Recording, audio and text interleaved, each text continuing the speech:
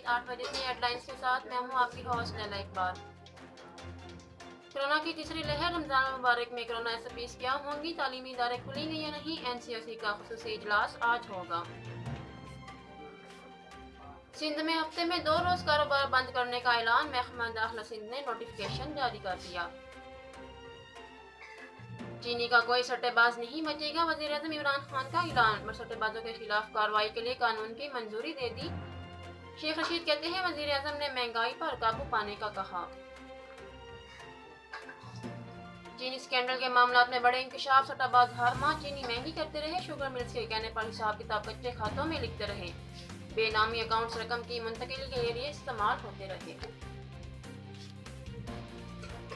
PDM ने peoples party और ANP को शो कॉज नोटिस दे दिया। शाहिद खान अब्बासी ने बाप से वोट लेने पर वजाहत तलब की। एहसन इकबाल ने बिलावल को नौमौलूद सियासतदान कह दिया, एहतियात का मशवरा भी दे दिया। शो कॉज नोटिस पर जाले बरहम, कायरा की मजम्मत। प्रोग्राम 7 से 8 में बोले, नोटिस को जरा बराबर अहमियत नहीं देते, किसी की ख्वाहिशात के पाबंद नहीं। पीपल्स पार्टी 26 नुकात पर मुकम्मल अमल दरामद और नूनी इनहिराफ कर रही है। जाली राजकुमारी और नई बीमारी, फिरदौसा शिकवान ने मरियम नवाज और डॉक्टर अदनान को निशाने पर रख लिया।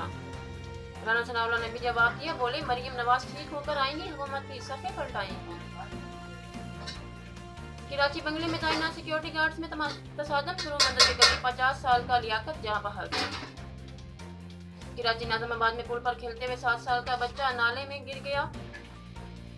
माँ बाप के इकलौते बेटे महेश की तलाश के लिए 10 घंटे से रेस्क्यू ऑपरेशन जारी। अहले महल्ला कहते हैं 1 साल में नाले में बच्चे डूबने का ये 8वां वाकया है।